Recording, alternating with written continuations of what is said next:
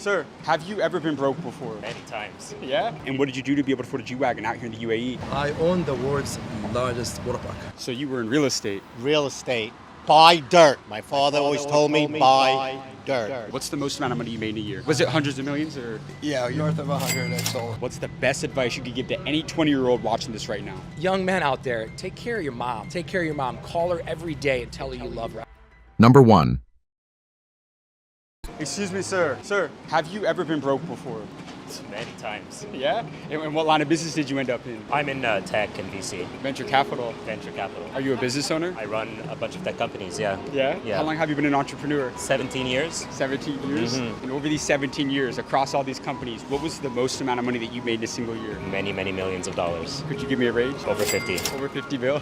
And I go all over the world interviewing the most successful entrepreneurs. Could I get one quick minute with you for the channel real quick? Sure. So who's the richest person that you've ever met? I've met several billionaires. Yeah. One of them lives permanently in Monaco at the Four Seasons Hotel. He's from India, and he runs a bunch of things in the tech space as well, and a bunch of other non-tech related stuff in real estate. So what have you learned from networking with billionaires? Don't talk about work. What do you mean? Don't talk about work. You want to talk to billionaires? Get to know them personally. Because you know why? Everybody has no idea how to talk to billionaires, but at the end of the day, they're just people too. So make friends, be a non-transactional person. I want to talk to you, I want to get to know you, I want to get to know you, and I want to understand who you are as a person first. Then we can be friends, then maybe we can do business together. That's it. Start humanizing the relationships first, and then once you create a human-to-human relationship with the wealthiest people, they'll take you everywhere. People go into conversations with a desire to achieve an outcome, and that often gets in the way of you getting to know people. But the reality is the best businesses that have ever been built have come out of a conversation that had nothing to do with business. It had something to do with, hey, we have a shared desire of being at this conference or being at this event or being at this party, and then now we have a shared common affinity towards something. Okay, you look like a cool person, I'm a cool person, I think we align on values, let's go and build together. What does that mean? Who cares? The worst ideas executed well are going to outperform the best ideas executed poorly. Do you know the guy that invented the Snuggie? Do you know what I'm talking about? The blanket with the sleeves? Yeah. $100 million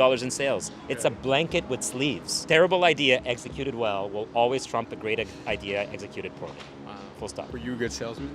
It's the best. No, I never started off that way, but you have to develop those rhythms. Yeah. I'm a computer science grad. I've been programming my entire life, so my life has actually been behind a computer screen. But here's the other really important tip. Life is too damn short to be shy. Way too damn short to be shy. And so most programmers, the geeks in us, they're all people that are traditionally pretty introverted, that like to be behind closed doors or behind screens. That's not good enough. You want to make it and you want to make it big, run your mouth. I love that.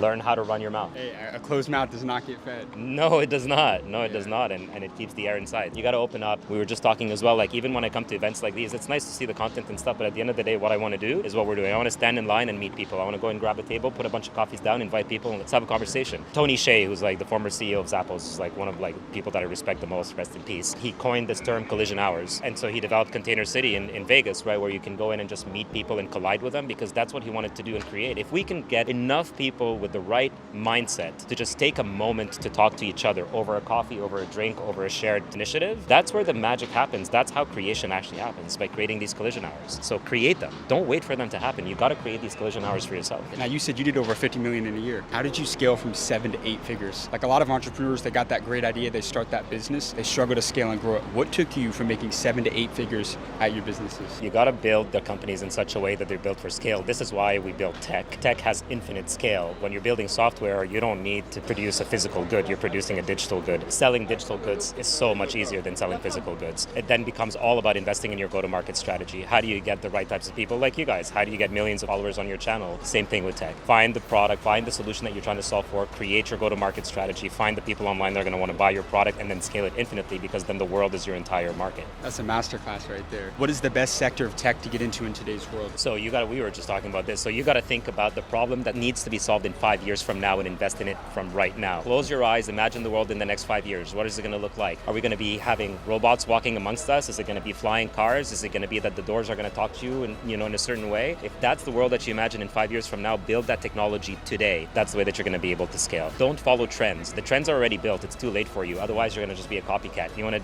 really make a big impact? Invest in deep tech. Invest in the stuff that's going to happen in 5 years from now and start building it today. So what do you think that is? Like, what do you think that sector of tech is going to be? Yeah, so that's going to be everything around the future of AI and automation. So think about the world where you're going to start working a lot less, because now robots robots and AI are going to dominate the way that we engage in our day-to-day setting, what does that industry look like? What is the periphery? What does the thing that's going to power the robots? How are we going to keep investing in things like more and more optimized batteries? How are we going to invest in making sure that the machines are actually producing the results in an accurate format for you? How are we going to provide more synthetic data to train the machines on the next evolution of things? What does the future of social media look like for people that are producing content using AI avatars, and so on and so forth? Really just imagine the future state. There's a great way of thinking about it as well. Look at all the sci-fi movies. What are people have already thought about that you can now start inventing today? What's the most profitable businesses that you're investing in today's world? Mortgage tech. Mortgage tech. I know it sounds boring, but boring businesses are really, really great businesses to invest in. Mortgage technology is really, at least with what's going on in the economic craziness that's happening in North America right now, that's probably our most profitable one right now. We've got a couple of investments in the AI space right now that are both going to get acquired, and so they were purposely built to be acquired. In your iPhone, the company that built the Face ID, they were specifically built for purpose of being acquired. So we like that type of stuff. You got amazing advice, my friend. Thanks, man. Thank you so much for your time. Appreciate it, yeah. Number 2. Excuse me, sir. Sir, is this your G-Wagon? Yeah, a minute. And what did you do to be able to afford a G-Wagon out here in the UAE? I own the world's largest water park. You own the world's largest My water. nickname is Aquaman, Yeah. basically. How long have you been a business owner? More than a decade. Within a decade. Yeah. And I go all over the world interviewing the most successful entrepreneurs. Could I interview you for the channel real quick? We have 5 minutes today?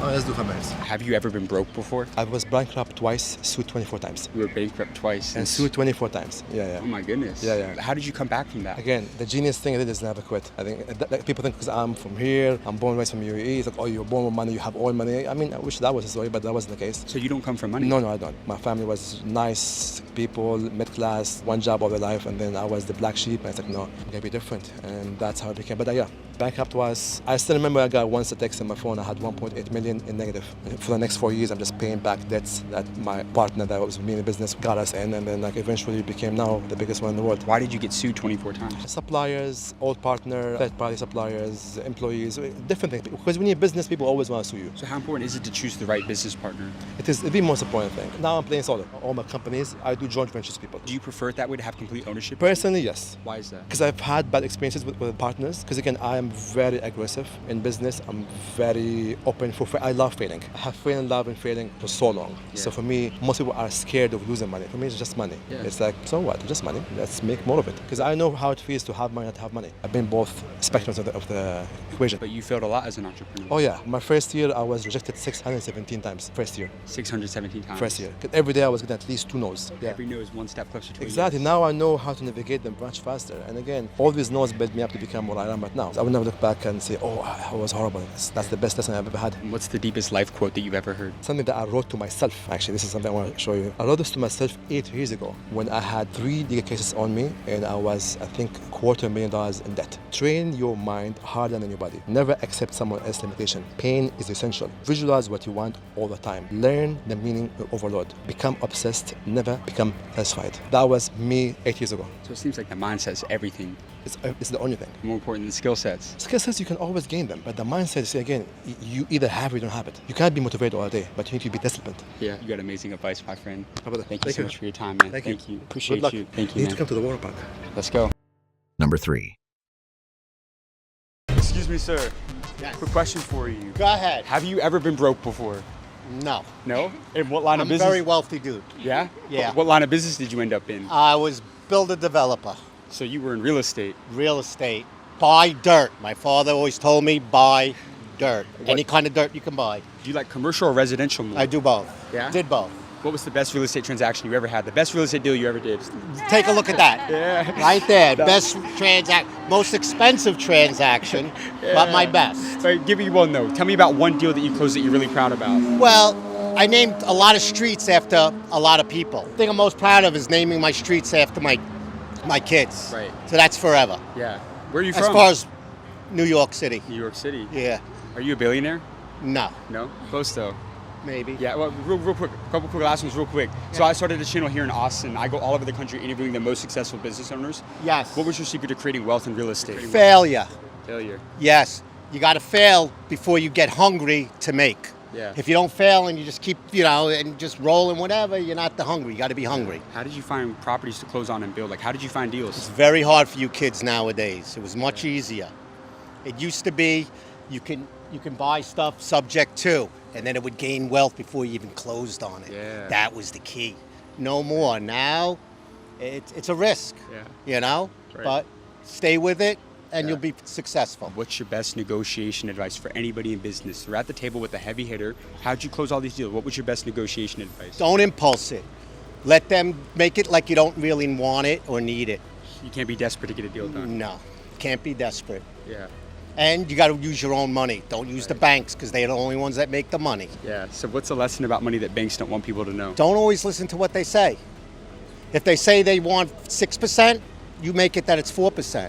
Otherwise, you're not doing it. Then you start walking out. Yeah. Oh, excuse me, no, come back Yeah. to the table. Yeah. Never settle on your first offer. I love that. All I love right? that. In terms of revenue, what was the most amount of money you made in a single year at your business revenue? 6 million, 6 6, 7 million. That's for probably. yourself or the business? No, the business is myself. I own like 20 companies still. Actually. Thank you, my friend. And who are you voting for next week in the election? Trump. Why Trump? Why Trump? Yeah. He's a dick, first of all. He really is. He's a pompous ass, but he gets it done. He's a businessman like me. Yeah. He's You not know all- what? he's- And he's crude, rude. Thank you, my friend. I appreciate you, man. All Have right, a great you day. guys be Thank you, good. sir. Number 4. Excuse me, sir. What did you do to become wealthy? What's that? What did you do to become wealthy? Got a brother-in-law, rich brother-in-law. A rich brother-in-law? I'm going around Palm Beach asking people what they did to become wealthy. I'm going around Palm Beach asking people what they did to become wealthy. You're going to hear the oddest story of your life then. Let me hear it. You'll never hear of a career like this in your entire life. I Tell promise me. you that. Tell me right now. I got out of college and I got behind the wheel of a truck and sucked gravel off of rooftops. So on commercial buildings, whether they're 10 stories high, 5 stories high, all over the 5 boroughs of New York, I sucked gravel off of roofs instead of wheelbarrowing and shoveling gravel off. From that, I got into industrial cleaning, power plants, refineries, steel mills, and built a vacuum truck business nationwide and a liquid storage tank business nationwide. So what's the biggest year you had in revenue? What's the most you made in a year? I won't disclose that, What- but it's public knowledge. I sold to 4 public companies. Wait, so real quick right here. So I have the biggest business media channel in the world. I interviewed like the CEO of Nike, the CEO of 7-Eleven. Could I get 30 seconds? It's for the younger generation. Real quick though, how important was vertical integration? The hardest part in business is people, managing people. Yeah, wait, could we walk with you for 30 seconds? I promise you. Listen, I need to get one interview while I'm out here, man. I've had a rough time today. The old people don't want to do it. So just a couple questions, man. Sure. Now you sold to 4 public companies, so you were dealing with some sharks. What was your secret to sales? How did you get in front of those peak customers and sell to them ultimately? Knocked on doors cold. Just knocked on doors. No cell phones, beepers, and payphones. So did you have any money when you started the business? No, or zero. Did you ever raise money or borrow any money? Nothing. Nothing? Nothing. All organically grown. It was just kind of like you got the profits, put it back into the business, and just kept growing Yep. it. But what was the best financial decision you made throughout your career? Great question. Betting on myself. Right. Did you come from a rich family? No, So not how at did you all. how did you change your family's trajectory? I bought my first vac truck for $180,000. Today they're worth $500 to $600. But I bought it with some money I saved over time and paid it off. And then talk to me about scaling. It's one of the hardest things to do. People will have a great idea, they don't know how to scale and grow it. Don't try to go to 0 to 100. Grow 0 to 5 feet, then 10 feet, 15. Take your time. It's a marathon, not a sprint. I could do this all day if you really want me to coach. Don't go for the quick money. Go for building a business that's worth something to many So people. you thought very long term is what you're saying. You Yes. didn't think about instant gratification. Never can. Did you ever lose money? Have to do it for love. You lose money sometimes, yes. Yeah. I've only closed 1 office out of 40 in my career, but you got to do something that you love. It has to be internal passion. You can't get up every day at 4 in the morning Right. if you don't love it for 30 straight years. Talk to me about customer retention, because a lot of people, they'll get a client, they'll lose them within a couple months. How did you maintain customers for such a long period of time? You got to stay the same person. Don't change. Stay loyal, hungry, and become friends. You never have customers. They become your best friend. Buy them ice cream, buy them hot dogs, and that's how you get somewhere. in Did life. you ever have anybody that doubted you in business? Oh, that's the best people I want to go after. Give me that year. What's the biggest year? You said it was public in terms of revenue. What's the most amount of money you made in a year? Was it hundreds of millions or? Yeah, north of 100 I sold. I got to go celebrate a birthday. Did I get your contact? Yeah. Thank you so Go much, get brother. I it. appreciate it. Wait, Reach sir, out I anytime. really appreciate you, man. Thank you, Likewise. brother. Number 5. Excuse me, sir. Sir, question for you. Yeah. Is this your G-Wagon? Yes.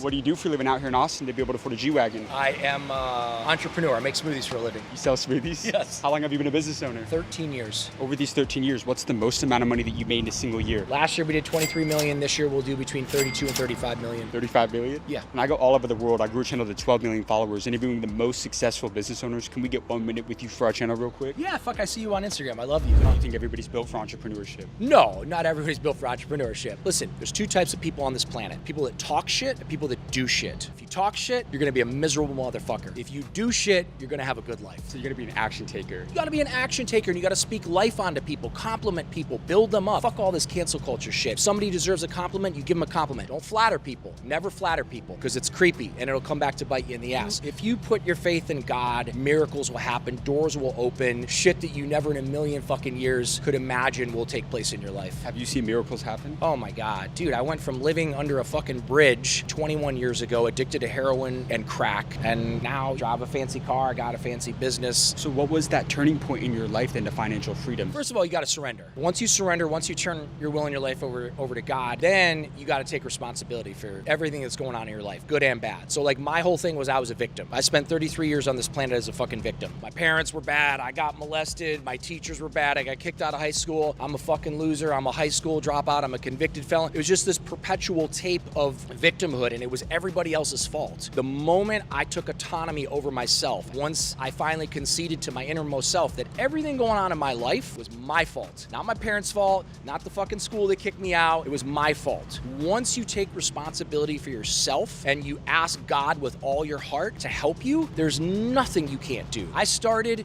at 33, homeless and fucking penniless. I washed dogs, I cleaned houses, I washed cars, I did whatever the fuck I could do because I couldn't get a job. Nobody would hire me. I looked like shit. But I did whatever the fuck I had to do. I worked 7 days a week. Make more money than you spend, invest that fucking money, save that money, invest that money, and just ask God for help. And honestly, for the young men out there, don't look at that porn. Stop pounding your fucking carrot every day. That's your life force. Put that shit away. That will rob you of your soul just like the dope will. Your last message to the younger generation, what's the best advice you could give to any 20-year-old watching this right now? Young men out there, take care of your mom. Take care of your mom. Call her every day and tell her you love her. I wish I could call my mom right now and tell her I love her. She's gone, but I spoiled the shit out of my mom the last 17 years of her life. Jewelry, vacations, house, everything. That's the highest level of manhood, is taking care of your mom. I know she's a pain in the ass. I know she pushes your buttons. I know she drives you nuts. That's what they're supposed to do. They're your fucking mother. Take care of your mom. That was fucking fire. That was incredible. Thank you so much for your time, sir. Yeah, man.